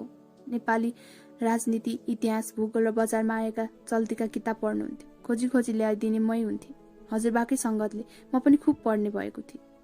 गाउँमा छँदा उहाँले राजनीति गर्नुभएको थियो। एउटा सक्लो इतिहास उहाँ स्वयं नै हुनुहुन्थ्यो। यसर्थ मलाई हजुरबा आफैमा किताब जस्तै लाग्नुहुन्थ्यो। यो कुरा हजुरबालाई भन्दा एउटा पुरानो किताब देखाउँदै उहाँले भन्नुभएको थियो। बिहानै उठेर नित्यकर्म सकेपछि फेसबुक खोले। मनसुन अफलाइन थिए, कुरिरहे। फेसबुकमा को कुन बेला अनलाइन आउँछ भनेर आश गर्नु पनि बेकार। सबको आफ्नै अनुकूलता हुन्छ। म मात्र व्यर्थ दुनियाँका लागि उपलब्ध भइरहेको थिएँ। बिहानभरि केटाहरूको हायलोको बल जफ्ती जवाफ फर्काइ बस्नु पर्यो। तर बेलुकी फेसबुकमा दायाँपट्टि उसको नामसँगै देखिएको हरियो थोप्लोको जनाउले मन पनि साउन जस्तै हरियो भयो। के बोलु, हिजो यसै सन्किकी थिए, बोल्ने आँट आएन। मोरी उसैले सुरु गरे पनि हुने नि। एकछिनसम्म आश गरे, बसिरहे, तर उसको केही मेसेज आएन। प्रेम त्यस्तै भाव हो, जहाँ कसको पहिला व्यक्त गर्ने भन्ने निर्णय गरि नसक्दै लास्ट भइन्छ। लास्ट मलाई हुनु थिएन, त्यसैले आफैले मेसेज पठाएँ। हाँसो। उताबाट के आउँछ कुर्नु थियो, उताबाट मेसेज आयो। हाँसो। उसले पठाएको हाँसो मेरो ओठसम्म पुग्न पनि कति बेर पनि लागेन। जवाफमा मैले पनि फेरि हाँसो पठाएँ। के त्यो सरेर उसको ओठसम्म पुग्यो? केही बेरसम्म जवाफ नआएपछि मैले भने, बिहान तिमीलाई धेरै कुरे, मिस गरे भन्न खोजेको थिएँ। 1 कदम पछाडि फर्किए। केवल एउटा शब्दको हेरफेर गरे। हतारिएर बोल्ने साहस अलिक आएन। फेरि यसै चाहिने भन्दा बढी भाव किन दिनु भन्ने भयो। के म लोकल बस हुँ र? उसको जवाफ आयो। लोकल बस त 5-7 मिनेटमा आउँछ। तिमी बिहानभरि आइनौ। टाइप गरिसकेका थिए। कुनै के कारणले हो मेटे। अनि टाइप गरे, होइन म बच्चा हुँ, तिमीलाई दसैँ ठानेर कुरे। यसो भनिरहँदा मेरो ओठमा हाँसोको पिङ खेलिरहेको थियो। के तिमीलाई थाहा छ, म एकान्तमा मुस्कुराउनुको कारण तिमी हौ। अर्को दिन मनसुनलाई भने, कुन प्रेरणाले भने, के तत्त्वले घचघचाएर भने, सम्बन्धहरू बिस्तारै बन्छन्। के म सम्बन्धको सिडीको फड्को मार्न खोज्दै थिएँ? फड्को मार्ने क्रममा म ढल्न पनि सक्थेँ, तर उसले मलाई लडिहाल्न दिएन। भने, यदि त्यसो हो भने धन्यवाद। कसैको ओठको मुस्कान बन्ने सौभाग्य जो कोहीले कहाँ नसिब हुन्छ, मलाई छैन। मैले भने, के म ऊ मुस्कुराउनुको कारण बन्नेको हुला? ढुक्क हो, म पनि एकान्तमा मुस्कुराइरहेकी हुन्छु। के त्यसको कारण म हुँ? जवाफमा आयो हाँसो। के अहिले पनि तिमी एकान्तमै छेउ? किन मलाई त त्यही एउटै कुरा कोट्याइरहन मन लाग्यो। मिठो लाग्ने खानेकुरा धेरै खाइरहँ लागे जस्तो। नभए मुस्कान किन पठाउँथे त? बदलामा 10 वटा मुस्कान पठाइदिए। यो जानकारी दिनौनलाई कि म कति धेरै मुस्कुराइरहेको छु। बाफ्रे, उसले भने, अलिअलि साँचेर राख। फेसबुकले फोकटमा दिएको सुविधा म किन साँचौ? सिधै त्यसो भनिन, बरु भने, अर्को पनि एउटा सौभाग्य देऊ न। यति भइसकेपछि सम्बन्धलाई केही उकास्न जरुरी नै थियो। च्याटमा मात्र ल्याङ गरिरहने कुरा पनि त भएन। भने फोन किन गर्दैन? हा, मोरीले हाँसेर पो टाढे। के हा नि? सोझो जवाफ नपाएकोले मलाई चित्त बुझिरहेको थिए। चरा धपाको, मलाई चरा मनपर्छ नि, उसले भने। भुर 1 राउन्ड म पनि जिस्किदिएँ। मलाई पनि उड्न मनपर्छ। साँच्ची, तर उडाउने मान्छे सही पर्यो भने। आफै उड्न त मन पर्दैन। म भोलि बिहान कल गरौँला। नम्बर दिइराख। बल्ल आयो मैले खोजे जस्तो जवाफ। नम्बर इनबक्स गरिदिए। मैले च्याट गर्दा केवल काला अक्षर आवत जावत गर्थे, तर प्रत्येक शब्दमा, प्रत्येक अक्षरमा म रङ देख्थेँ। उसले पठाएका प्रत्येक शब्द मनले गुनगुनाउँथ्यो र त्यो फेसबुकका भित्ताबाट उफ्रिँदै नाच्दै मेरो आँखा वरिपरि घुम्थ्यो। मन फुरुङ्ग भयो। मन टुरीखेल भएको थियो। मन रङ्गशाला भएको थियो। हो, अचेल मनमा धेरै कुरा खेल्ने भएको थियो। जबदेखि उसँग हिमचिम बढ्यो, एउटै मन अनेक थोक भएको थियो।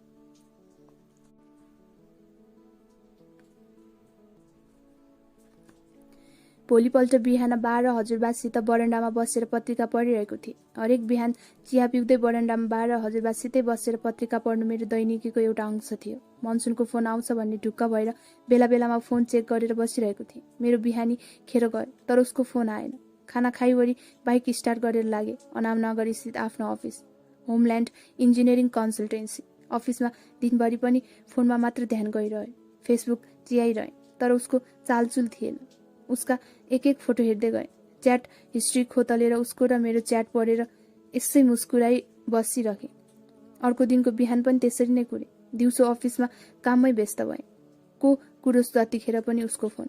किन बिहान बिहान चाहिँ उसको फोन आउला कि भन्ने आश रहिरह्यो। तर उसको फोन आयो 6 दिनपछि, बिहानको ठ्याक्कै 7:30 मा। मेरो फोनको रिङटोन। म फोन लिएर आफ्नै कोठातिर लस्किएँ। हाई हेलो भएपछि मैले व्यङ्ग्य गरेँ, तिम्रो भोलि 6 दिनपछि आउने रहेछ है? मनसुनको पनि कुनै ठेगान हुन्छ र? उसले हाँस्दै मेरो कुरा उडाई। आएपछि लगातार आउँछ, आएन भने आउँदैन। तिमी त मान्छे पो हौ त, कुनै याम हौ र? मैले अलि रिसाएको आवाजमा भने। मान्छे र याममा के फरक छ र? दुवै बदलिरहन्छन्, होइन र? याम त थाहा दिएरै बदलिन्छ नि, मैले भने। मान्छे त अक्सर पत्तै नदिई बदलिरहन्छ। ल भयो, म बदलिएको छैन, एक्जाम थियो, भ्याइन के? सरी, अहिले गरे त। म केही भन्नु त्यो भन्दा अघि उछिनेर उसले सोधिहाले, कस्तो सुन्यो त फोनमा मेरो आवाज? उसको शरीरले उप्रतिको थोरै रिस मरिसकेको थियो। गुलै लाग्यो। मैले जिस्किँदै भने, उसो भए चियासँगै घोलेर खाऊ। आधा घण्टा पहिले गरेकी भए हुन्थ्यो। खाटमा डङर्याङ्ग पल्टेर मुसु हाँस्दै भने, अर्को कप पनि खाए भइहाल्यो नि। तिमी बनाएर दिन्छौ? साउती जस्तो मारेर भने। धरान आयो भने उफ, यसरी बोलाई तुरुन्तै बेलुकीको गाडी चढेर गइदी जस्तो लाग्यो। म त साँच्चीकै आउने बेर लाउँदिन नि, कसम। एकपटक अरू कर गरिदिए म टिकट काट्न हिँडिहाल्थेँ। मनमा यस्तो विचार आयो। ऊ झन् के कम भनी, म पनि साँच्चीकै चिया बनाएर दिन बेर लाउँदिन नि। एक संवादको दूरी बाँकी थियो। म धरान जाने र नजाने कुराको छिनोफानो हुनलाई। त्यसैले उसलाई कर गर्न मन लाग्यो। भने, नपत्याए कि? तिमी सोझो लाग्छौ, तर मूर्ख लाग्दैनौ। अरू बेला भनेको भए के हुन्थ्यो थाहा भएन, तर त्यति बेला मूर्ख शब्दले थप मूर्ख बन्ने प्रेरणा दियो। गएरै देखाइदिउ जस्तो लाग्यो। सोधे, किन? एक कप चियाका लागि कोही काठमाडौँदेखि धरान नआओस्? म त्यही एक कप चियाकै लागि आए भने नि। लौ हेरौँ न त उसो भए। उसले हाँस्दै भनी, हेर्ने होइन, कुनै काम गर अब। मैले चुनौती दिँदै भने। उसले पत्याएन र बिदा मागेर गई। खाना खाँदै गर्दा पनि दिमागमा अनेक कुरा खेलिरहे। अफिस पुगे। बोस मानन्दर सरसँग 2 दिनको बिदा मागे। बिदा पाउन साथ आफ्नो क्याबिनमा पुगेर कोसी डिलक्समा फोन गरी धरान जाने टिकट बुक गरे। टिकट बुक गरिसकेपछि म एकछिन सोचमग्न भएँ। म क्लासमा पढन्ते विद्यार्थी मध्ये पढ्थेँ। 2 वर्ष पहिले इन्जिनियरिङ सकेर एउटा कन्सल्टेन्सीमा ठिक्क जागिर खाइरहेको थिएँ। फर्दर स्टडीका लागि युएसका 101 युनिभर्सिटी अप्लाई गर्न योग्य पनि थिए। चलाक नै थिए, तर केही सोच विचार नगरिकन धरान हानिने जस्तो मूर्खता मैले कहिले गरेको थिइनँ र गर्ने कल्पना पनि गर्न सक्दैनथेँ। तर यसपटक के म ऊद्वारा तानिँदै थिएँ? यो मूर्खता पनि मलाई रुचिकरण लागेको थियो।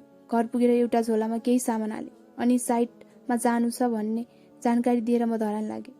चैत भर्खरै लागेको थियो। मौसम रुखासुखा थियो।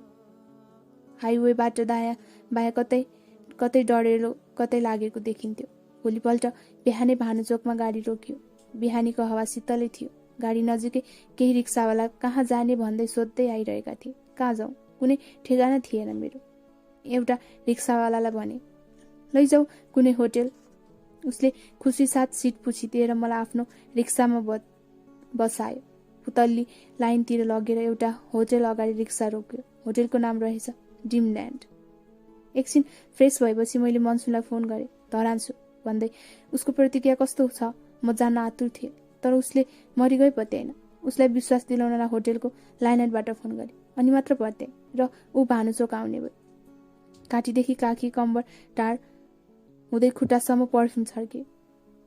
आफ्टर सावर क्रिम लगाएर कपाल कोरे। कोठै मगमगायो। रातो कलरको टी सर्ट र जिन्स लगाए अनि आँखामा रेबनको कालो चस्मा। भानुचोकमा उसलाई कुरिरहँदा म फेरि आफ्नो मूर्खता सम्झेर आफैसित छक्क परिरहेको थिएँ। तर ऊ आउँदैछ केही छिनमै, उसित भेट हुँदैछ भन्ने कुराले म खुसी भएँ। उसँगको भेट हुँदा के गर्ने होला? हात मिलाउने कि अङ्कमाल गर्ने या नमस्ते गर्ने? कसरी उसँग कुरा गर्ने? के कुरा गर्ने?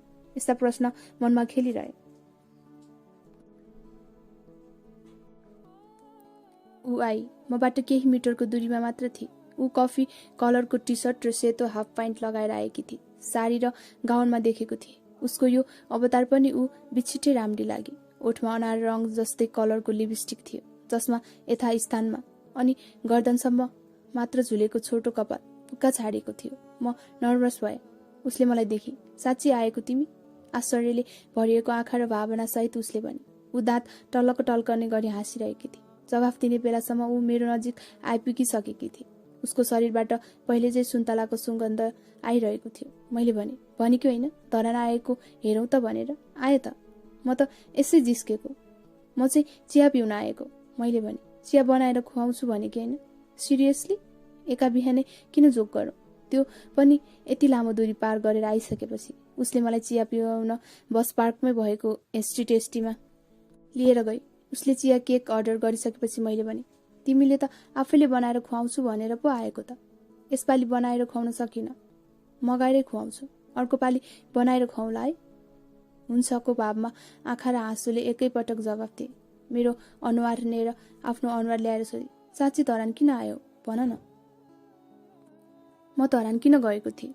उसलाई कारणबारे अझ दुविधा भइरहेको थियो। भने त चियाका लागि। साँच्चै चियाकै लागि आएका हौ? चिया त बाहना हो म्याडम, मैले हाँस्दै जवाफ दिएँ। चियावालीका लागि पो आएको त। खुब। उसले अझै पत्याएन।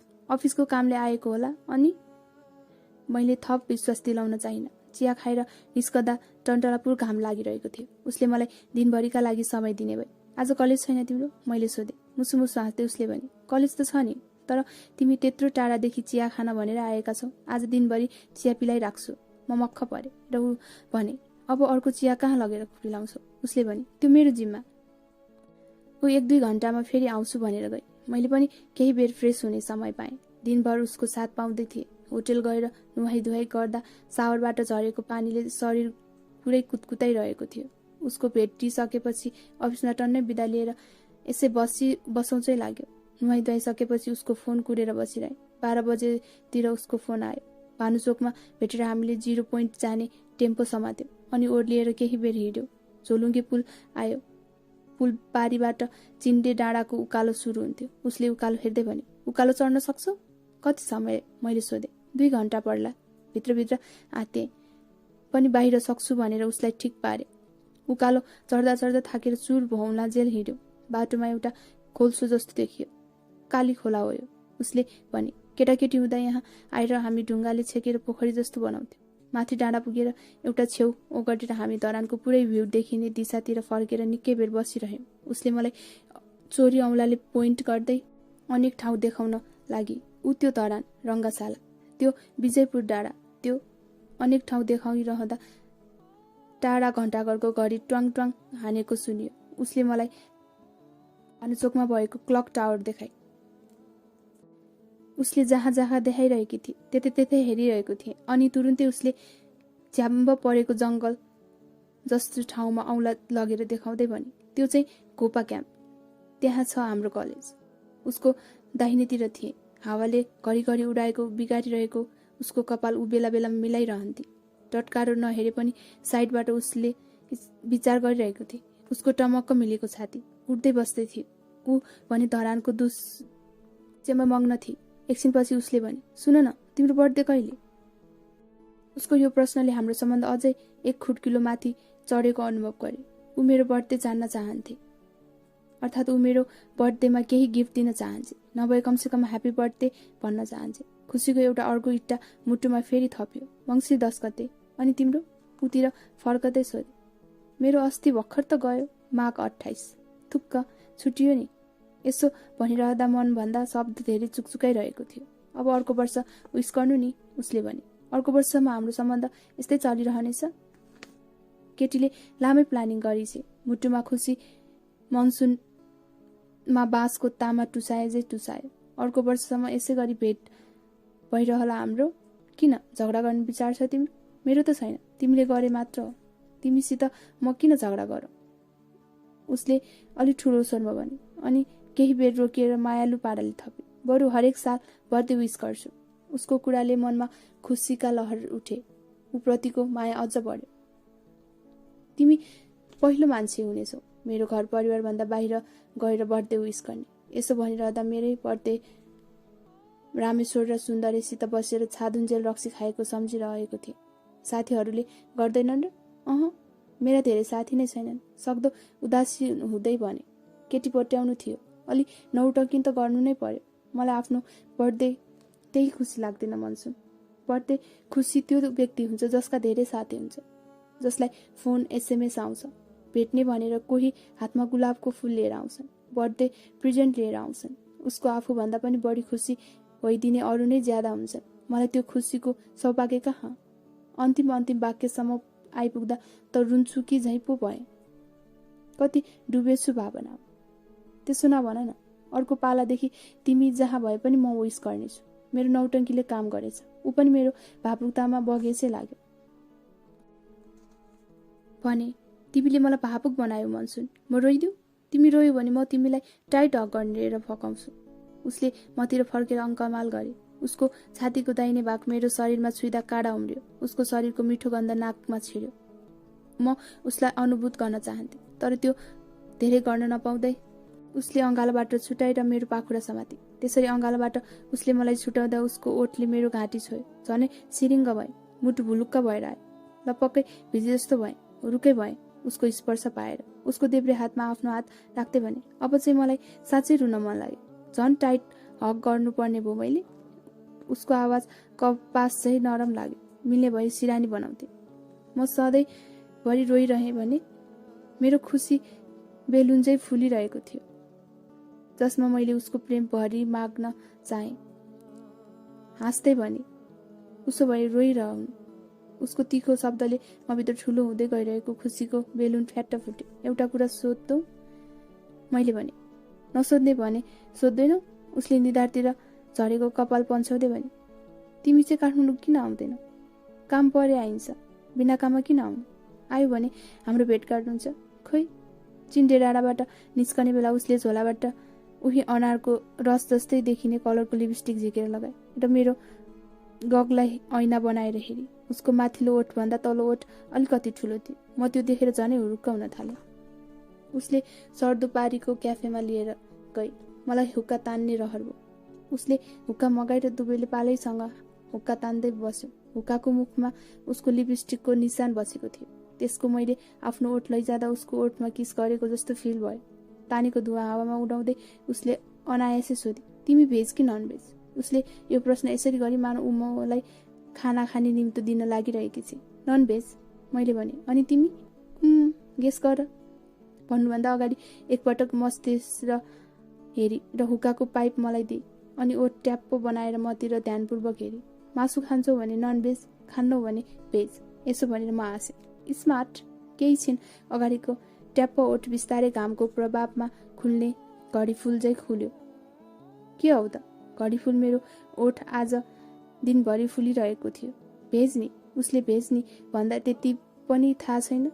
मार्काको टोन भने। म खिस्रिक्क भएँ। फर्स्ट इयरदेखि एनाटोमीको प्र्याक्टिकलमा मान्छेको शरीर चिरेर हेर्न थालेपछि छाडेकी। नभए म पोर्क खुब खाने। पोर्क उच्चारण गर्दा उसले नाक खुम्चाएकी थिए। उति बेला मिठो मानेर खाएको चिज उच्चारण गर्दा किन नाक खुम्चेको? घाँटीसम्म आएको प्रश्न पनि थुनियो। म तिम्रो लागि भेज बन्न सक्छु भन्ने हिम्मत गर्न सकिनँ, किनभने मासुजन्य खानेकुरा छोड्ने म कल्पना पनि गर्न सक्दिनथे। केटाहरू प्रेममा नन भेज काम हो भन्थे। प्रेम आफैमा नन भेज कार्य हो भने त्यस कार्यका लागि मात्र भेज बन्नुको के अर्थ? उजुरुक्क उठी तिम्रो र मेरो कुरा नमिल्ने रहेछ भन्दै कुरा शब्द कुन अर्थमा बोकेर आए? कस्तो कुरा? प्रेमको कुरा, बिहाको कुरा या अन्य मन भएर पनि सोध्न सकिन भने अरू कुरा त मिल्छ नि, हिसाब हो र? हाजी जवाफ गर्न उसले। नमिल्ने पनि त हिसाब नै हुन्छ। छ्या, नमिल्ने त हुँदैन हिसाब, नजानिने पो हुन सक्ला। ऊ बोल्दा प्राय छ्या भन्थे। छ्या उसको थेगो। ऊ गुलाब सुकिरहेको बेला पनि भन्न सक्थे, छ्या कति मिठो गुलाबको बास्ना। साँझ पर्यो। हामी सर्दु खोलाको किनारै किनार यत्तिकै हिँडिरह्यौँ। दिउँसोको चौपट गर्मी थकाइ मार्न कतै बसेको थियो। हावा मिठो चलिरहेको थियो। शरीर एकदमै हलुका भएको थियो। लाग्यो ऊ उडिरहेको छु, गुरुत्वाकर्षणको प्रभावबाट मुक्त भएको छु। काठमाडौँदेखि उसलाई भेट्न भनेर आएको थिएँ। उसको नजिक हुन पाएँ। हाम्रो सम्बन्ध एक सिडी त उक्लियो। कुनै राम्रो मौका छानेर उसलाई आफूभित्र भएका उप्रति भाव सबै भन्नेछु। मैले मनमा उमार्न खोजेको प्रेमको राम्रो फल लाग्छ कि? आशका बिस्कुटहरू फिजाउन थाले। डिनरका लागि उसले मलाई पुतली लाइनको ओभिक क्याफेमा लगे। एउटा टेबल ओगटेर बसेपछि उसले मसरुम पिज्जा अर्डर गरे। मलाई केही खान मन थिएन। त्यही पिज्जा सेयर गर्ने बताए र एउटा कफी मगाए। मैले सोधेँ, कति उमेरकी भयो? कुनै योजना बिनै सोधेँ। के बोलु भन्ने दुविधा हुँदाहुँदै। तिमी महिनामा कति कमाउँछौ? के ऊ भित्रको फेमिनिस्ट बोलेको हो यो? 30,000, जसको जवाबको आश राखेर बेहिसाबको हिसाब दिए। 22 वर्षकी भए। अनि तिमी? एकछिन जवाब दिन मन लागेन। अनि सोधे, कति जतिको छु जस्तो लाग्छ? 24-25, जवाब उसको। के म एकछिन उफ्रियो? साँच्ची? कन्फर्म गर्नका लागि फेरि सोधे, किन? मिलेन र? मिलेन, मैले भने। कति भने मिल्छ त? कुन उमेरको भन्दा उसको प्रभाव जम्छ। मेलो पाइन। 27 हो भने के भयो मिल्थ्यो। जति हो त्यति भनिदिए। उसलाई आफ्नो उमेर ढाँट्न मन लागेन। केही व्यक्तिका अगाडि कुनै पनि इन्द्रिय झुट बोल्न सक्दैनन्। सायद ऊ तिनै थोरै मान्छे मध्ये परे। छ्या, बुढो भएछौ। तपाईँ नै भन्नु पर्ला जस्तो छ। मोरीले छिनमै खिस्रिक भने। लौ, 24-25 वर्षको देखिने मान्छे कसरी बुढो हुन्छ? देखिनु र साँच्चै हुनुमा फरक छ नि। टेबलमा पिज्जा र कफी आयो। उसको यो प्रश्नले हाम्रो सम्बन्ध अझै एक चन्द्रमा जति 1000 वर्ष बुढो भए पनि सबले आँखा लगाइहाल्छ नि। मैले भने, कम्तीमा सूर्य त भन। चन्द्रमालाई त सुन्दर केटीसँग तुलना गरिन्छ। सूर्यको तारिफ कसैले गर्दैन। खिस्रिक पर्दै जवाब दिए, सहानुभूति दिन्छ कि भनेर। कसले भन्छ? उताबाट जवाब आयो, जाडोमा न्यानो दिने काम होइन र? अरू बेला महत्त्व हुन्न नि घामको। मैले भने, भिटामिन डी सधैँ चाहिन्छ। उसको मेडिकल प्रतिक्रिया। ऊ सहानुभूति होइन, केवल प्रतिक्रिया दिन्छ, त्यो पनि मेडिकल। तैपनि सबै चिजको सधैँ मूल्य हुन्न नि। उसले भने, हरेक कुराको याम हुन्छ। मनसुन पनि त एउटा याम आएर सकिन्छ। ऊ घामको तुलनाबाट यामको कुरामा झरेकी थिए। यति भन्ने जवाफमा सायद साथीको त भयो। आफ्नो कहिले निभिए? 1-2 जना आफन्तले सोध्न भ्याइसकेको प्रश्न थियो यो। पढाइसकेर कामधन्दा लागिसकेको कुमार केटालाई समाजले सिङ्गल रहेको कहाँ हेर्न सक्थ्यो? चन्द्रमा भेटाएपछि पहिलोपल्ट कसैलाई एउटा रुटिन प्रश्नको फरक जवाफ दिइरहेको थिएँ। कहिले आफैलाई चन्द्रमा भन्ने, कहिले त्यही चन्द्रमासँग बिहे गर्न खोज्ने। उसले कप पिज्जा खाए। म कफी र उसको बोलीमा मिठासमा भुलिरहेँ। अर्को दिन उसले मलाई बुढासुब्बा घोबाइदिने बाचा गरे। एक दिन कति चाँडै बितेको थियो, मानौ 1-2 घण्टा बितेको होस्। राति हामी भानुचोकबाट छुट्यौँ। होटेल फर्किँदै गर्दा म कल्पिरहेको थिएँ, भोलिको दिन चाहिँ यति चाँडै नबितोस्। म अर्को दिनको कल्पनामा कतिखेर होटेल पुगे पत्तै भएन। भोलिपल्ट उठ्ने बित्तिकै उसलाई गुड मर्निङ SMS पठाएँ, तर निकै बेरसम्म रिप्लाई आएन। फोन गरेँ, स्विच अफ। फेरि गरेँ, अफ नै थियो। 1 घण्टामा गरेँ, जतिखेर पनि अफको अफ। दिउँसो 2 बजेसम्म होटेलमा बसिरहेँ, कुनै सम्पर्क हुन सकेन। उसको कुनै खबर आएन। अचम्मकी केटी, हिजो भेट्ने भने कि बिर्सियो कि जानी इग्नोर गरे कि अरू नै के हो। 2 बजेसम्म उसको कुनै खबर नआएपछि मैले बेलुकीको बसको टिकट काटेँ। बस चढेर फर्किने बेलासम्म उसको फोन अफ नै थियो र उसको आश गरिरहेको थिएँ, तर हात लाग्यो केवल निराशा। राति 12 बजेसम्म उसको मेसेज आयो। कहाँ पुग्यो केही थाहा थिएन। झ्यालबाट बाहिर हेर्दा घना जङ्गल थियो। कानमा बस कुरिरहेको एकहोरो आवाज मात्र थियो। उसले मेसेजमा लेखेकी थिए, सरी सुभान, आज आउन सकिन। एउटा उल्झन परे। तिमी गयो कि छौ? मलाई झोक चलेको थियो। जवाब पठाउनै मन लागेन। बसभरि हिजो उसित बितेका प्रत्येक पलले नराम्ररी हानिरहेको थियो। म एकदमै दुखी मन लिएर फर्किरहेको थिएँ। त्यसो त उसले बोलाएर म धरान गएको थिइनँ। उसले मैले खोजे जति समय किन दियोस्? को हुँ र म उसको? तर यतिकै सम्बन्धको भरमा भए पनि अलिकति त ख्याल हुनु पर्थ्यो नि, होइन र? यसरी पनि कसैलाई अलपत्र पारिन्छ र? बिहानै काठमाडौँ आइपुगे। घरमा बा आमा हजुरबा 3जना मेरो स्वागतमै गर्न बसे हुनु चाहिँ उभिरहनु भएका थिए। 2-3 दिन लाग्छ भने थिइस् त, आमाले सोध्नुभयो। चाँडै आइस् त? मैले भने। एक दिनमै कायल भएँ। साइटमा काम गरिरहन अलि गाह्रो भयो। आराम गर, आमाले भन्नुभयो। आज अफिस नगए पनि हुन्छ। दिनभरि म सुतिरहेँ। साँझ चमक्कै भइसकेको रहेछ। उठ्दाखेर बारदलीमा निस्किएर परसम्म हेरेँ। चुलिएको साना टुक्रा रुटी जस्तो जुन पूर्वी आकाशमा टल्किरहेको थियो। हजुरबासँग गफ गर्नु पर्यो भनेर उहाँको कोठामा गएँ। हजुरबा एकाग्र भई डायरीमा केही लेखिरहनु भएको रहेछ। म कोठामा छिर्न बित्तिकै आफूले लेख्दै गरेको डायरी बन्द गर्नुभयो। छेउमा गएर अर्को कुर्सी तानेर बसेँ। हजुरबा सधैँ डायरीमा केही न केही लेखिरहनुहुन्थ्यो। के लेख्नुहुन्थ्यो त्यो चाहिँ थाहा थिएन। उहाँका हातहरू कहिले थाक्दैनथे। परीक्षा नै दिए जसरी लेखिरहनुहुन्थ्यो। म सधैँ सोध्थेँ, तर उहाँले मलाई कहिले सिधा जवाब दिनुहुन्नथ्यो। 30 वर्ष पहिले बित्नुभएकी हजुरआमाको तस्बिर हजुरबाले डायरी लेख्ने टेबलमाथि भित्तामा टाँगिराख्नु भएको थियो। उहाँको तस्बिरलाई दिन बिराएर बडो एन्तका साथ पुछपाछ गर्नुहुन्थ्यो हजुरबाले। त्यो तस्बिरमा धुलो टाँसिएको पटक्कै देख्न सक्नुहुन्नथ्यो। लाग्थ्यो त्यो तस्बिर नै सम्पूर्ण हजुरआमा हो, बाँच्ने बहाना हो। यति नै बेला मोबाइल बज्यो। फोन मनसुनको थियो। देखेर मुटु रिसले कसियो। उठाइन। फेरि गरी उठाइन। 15 पटकसम्म गरिरहे। 1-2 पल्टसम्म ठिकै हो, तर यति धेरै कसैले किन फोन गरिरहन्छ? म गलेँ। उसको फोन उठाउन विवश भएँ। उसले हेलो भनिसकेपछि मैले ठुस्स परेर हेलो भने। तिमी अझै रिसाइरहेको हो सुबान? नियाउरो आवाजमा उसले भने। मलाई माया लागेर आयो। उसको आवाजले नै पक्लिए। तैपनि माया देखाइहाल्न मन लागेन। च्याठिँदै भने, हो, माफी दिनु भइहाल्यो।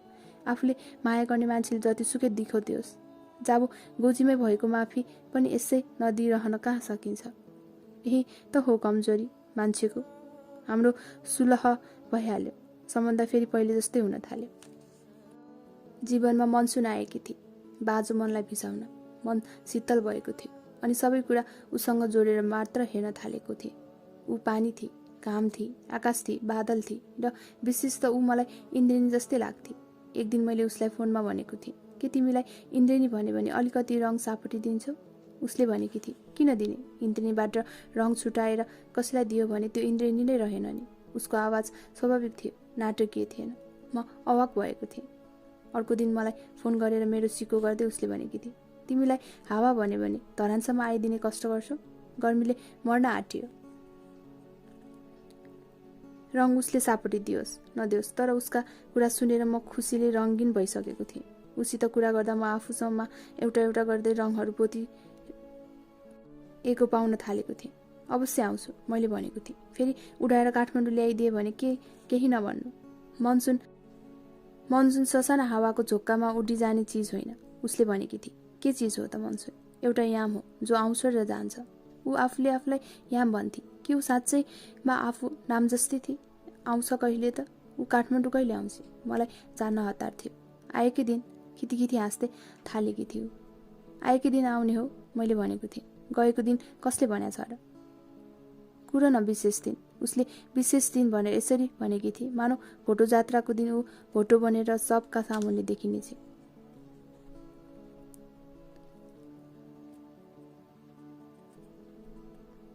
ऊ स्काइपमा आए। उसले उज्यालो टलक्क टल्किने गुलाबी कलरको लिपस्टिक लगाएकी थिए। स्किनभित्रबाट उसलाई फुत्त तानेर सिँगै खाइदिउँ जस्तो लाग्यो। साइडमा रहेको आलु चिप्सको प्याकेटबाट चिप्स निकाल्दै खाइरहेकी थिए। आँखामा उही कालो फ्रेम भएको चस्मा थियो। उसको निलो T shirt I love Nepal लेखिएको थियो। नेपाल मेटाएर सुबान लेखिदिने रहर लाग्यो। मलाई पनि नेपालको खुब माया लाग्छ। टी सर्टलाई लक्ष्य गर्दै भने, सुरुमै आँखा कहाँ पुग्यो तिम्रो? ऊ कराई। बाहिर मात्रै हो मैले हाँस्दै भने। गहिराइमा पुगेको छैन। मैले त्यस दिन उसलाई किन घर बस्दा पनि लिपस्टिक लाउँछौ? उसले आफ्नो ओठमा दाहिने हातको चोरी र माझी औँला लगेर बिस्तारै चलाउँदै भनेकी थिए, मलाई मेरो ओठ खुब मनपर्छ। त्यसैले सक्दो यसलाई सजाइरहन मन लाग्छ। उसको ओठ मलाई पनि खुब मन पर्थ्यो। उसलाई कसरी बताऊँ? ऊ ससाना काम गर्दै मसित बोलिरहे। उठ्दा देखियो उसको सर्ट्स कालो र रङ थियो अनि पिडौला सेतो। ऊ उठेको बसेको चलमलाएको हाँसेको केही खानेकुरा खाएको सबै लोभलाग्दो लाग्थ्यो। आफू जता जान्थे। ल्यापटपको स्क्रिन त्यतै लान्थे। उसको होस्टेलको कोठा एकदमै सानो थियो। एउटा बेड, एउटा दराज र एउटा टेबल। टेबलमाथि किताब अस्ट्रल्ल थिए। लाग्थ्यो कोठाभन्दा ओठ नै सजाउन उसलाई मनपर्छ। उसको टेबलमाथि मान्छेको खप्पर थियो। मान्छेको खप्पर कोठामा राखेर सुत्छु, डर लाग्दैन? मैले सोधेँ। डराउनलाई यी भन्दा भयानक कुरा मसित छन्। उसले हातभरि भएका भारी लुगा लिएर कम्प्युटर स्क्रिन अगाडि आएर भने, जाबो खप्परसित के डराउनु होला? बुझिन। मैले भने, के छन् भयानक कारणहरू? छाडिदेऊ त्यो कुरा। एक एक कपडा पट्याउँदै भनिरहेकी थिए। यो मामुली भो मेरा लागि।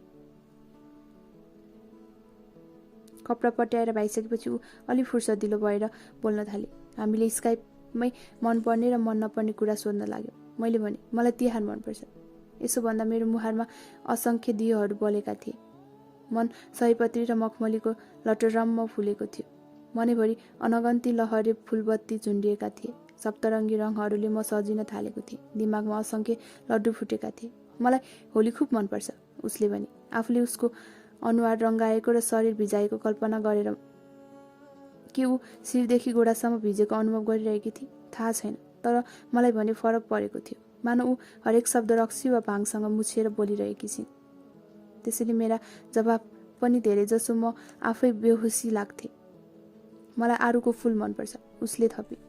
ऊ यसो भनिरहँदा आँखामा दायाँ बायाँ नचाउँदै थिए। मलाई छटपटी भइरहेथ्यो र मलाई तिम्रा गाला आरुका दाना जस्तै लाग्छन्। उसका आरु जस्तै रहर लाग्दो गाला सुमसुमाउन मन लागिरहेको थियो। तर भने मलाई गुनास मनपर्छ।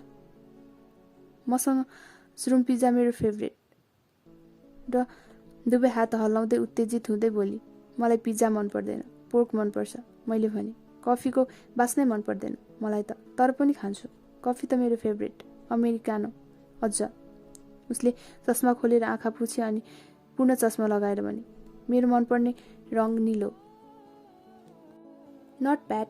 मैले उसको टी सर्टमा घोरिएर हेरेँ अनि भने, तर पहिलो झनै मनपर्छ। मैले उसको शरीरमा एकटकले हेरेको देखेर उसले पनि एकपटक आफ्नै शरीरमा हेरेर तलतिरबाट बङ्गाटिङ्गा दाँत देखाउँदै हाँसी। कोरियन फिल्मको फ्यान म, उसले भने। म साइन्स फिक्सन बढी मन पराउँछु, मैले भने। मलाई मोडर्न लिटरेचर मनपर्छ। ऊ भन्छे पाउलो कोहेलो, जेन अस्टिन मेरो फेभरेट। क्लासिक लिटरेचर मेरो ठुलो धोको छ। अन्नपूर्ण बेस क्याम्प जाने। यसो भनिसकेर ऊ कोल्टे फेरेर भित्तामा रहेको हरियो तकिया अडेस लागे। वाउ, मैले भने। मेरो चाहिँ यसमा अलिक ठुलै इच्छा छ, वर्ल्ड टुर गर्ने। मलाई बच्चाहरू खुब मनपर्छन्। आफ्ना के अरूका? छ्या भनी सबै बच्चा नि। उसका गाला लजाएर गुलाबी भएका थिए। कुराहरू भागेर अनन्तै मोड्युन। मैले यो भन्न ढिलो गरिन, मलाई मनपर्ने सिजन मनसुन। म देखिरहेछु उसको हात। उसले ओठ लेपारी। जुरुकै उठेर उसले तकिया काखमा च्यापे। मलाई तकियासित ईर्ष्या भयो। उसले भने, मलाई इम्प्रेस पार्न भनेको हो भने के प्रतिक्रिया दिन्छ? यही कि म त उहिले इम्प्रेस्ड भइसकेँ। उसले यसो भनिदिएपछि उनका गुलाबी गाला मेरा भएझै लाग्यो। कसले भन्छ कि चिया र कफीमा मात्र क्याफिन हुन्छ? उसको यो एक लाइन कुरा हाई डोज क्याफिन सिद्ध भयो मेरा लागि। 10 कप अमेरिकानो पिए जस्तो भयो। मुटुको चालै बिग्रियो। आँखाले रुटिन भुल्यो। दिमाग दौड्यो। अर्काको बाली खान जाँदा चुडिएको गोरु झै दौडिए। मलाई पनि मनसुन खुब मनपर्छ, उसले निधार उज्यालो बनाउँदै भनेकी थिए। तर जाडो पनि मेरो फेभरेट। जाडो फेभरेट भन्दा दुईटै हातले क्रस गराएर छातीमा लैजाँदै आफूले अङ्गालो हाले। मलाई जाडो मन पर्दैन, मैले भने। मलाई एरेन्ज म्यारेज मनै पर्दैन, उसले भने। यहाँनिर आएर हाम्रो कुरा मिल्यो। प्रेम उसको मसित हुन लेख्या छ, बिहे मैसित हुनु छ, त एरेन्ज म्यारेज उसलाई के मन परोस्? दृढ हुँदै आफ्नो मनमा गुनगुनाए, मलाई सङ्गीत मनपर्छ। मैले भने, टेलर स्विफ्ट कस्तो लाग्छ? सुनेकै छैन। पिटबुल? त्यो पनि सुनेकै छैन। मेरो मनपर्ने हो। अचेल मलाई आफ्नै मोबाइलको रिङटोन मन पर्न थालेको थियो। त्यो बज्यो कि त्यसले मलाई कुतकुत्याउँथ्यो। उसलाई कल गर्दा मोबाइलहरूमा बस्ने डायल टोन पनि सङ्गीत जस्तै लाग्थ्यो। स्काइपको डायल टोन पनि मन पर्न थालेको थियो। तर यस्ता कुरा कसरी बताऊँ? मलाई पुराना गीत मनपर्छन्। किशोर कुमार, कुमार सानु, उदित नारायण, नारायण गोपाल अनि जोन लेनन, मैले भने। हाँस्दै, मेरो बुबाको जमानाको भनेर उसले मलाई बुढो बनाइदिए। बुबाको जमानाको गीत सुन्ने मान्छे कतै अङ्कल त नबनिदियोस्। तिमी काठमाडौँ कहिले आउने? मैले कुरा मोडेँ। अनि त्यही प्रश्नलाई गाँसिदिए। अब यो नभन कि आएकै दिन। त्यही त हो, उसले हाँसेर भने अनि उठेर किताब मिलाउन थाले। सिरियसली? सोधेको मैले। थाहा छैन, स्किन छेउ आउँदै भने, तर एकपटक त आउनै पर्ने थियो। एउटा काम छ भनेर फेरि किताब मिलाउनेतिर केन्द्रित भई। के छ त्यस्तो? छ एउटा काम। उसले कारण खोल्न चाहिन। तिमी काठमाडौँ आयो भने सरप्राइज दिन्छु। अलि मिलेर बस्दै भने। दिमागले योजनाहरू बुन्न भ्याइसकेको थियो। के सरप्राइज? काममा तल्लीन देखिएकी ऊ हतार हतार गर्दै दाँत देखाउँदै स्क्रिन अगाडि आए। उसको सम्पूर्ण ध्यान ममा केन्द्रित थियो। सायद ऊ सरप्राइज शब्दमै सरप्राइज भएकी हुन्थ्यो। अहिले भने त्यो सरप्राइज रहन नि भने। काठमाडौँ आउन सक्छु पो भने कि त। उसले आवाजलाई बिस्तारै उकालो चढाएर भने। तिमीसँग भेट हुन्छ भनेर मैले कहाँ भनेको छु? उसले मलाई व्यवस्था गरेको नाटक गर्न थाले र कपडा मिलाउन थाले। ठिक छ, उसो भए भेटेकी दिन भेटौँला। मैले पनि भाउ खाएँ। सरप्राइजकै लागि भए पनि भेट्नु पर्ने भयो नि त। त्यसो नभन न, मैले भने। किन? मलाई प्रेसर हुन्छ। तिमीलाई भेट्न कम्तीमा एउटा सरप्राइजको शर्त राख्नुपर्ने प्रेसर हुन्छ। यसै त किन भेटौँ? उसले भने। भेटेपछि केही सम्झन लायक भेटोस्, सधैँ याद आइरहने खालको भेटोस्, फेरि भेटौँ भेटौँ लागिरहोस्। त्यस्तो भेटोस् न भेटेपछि।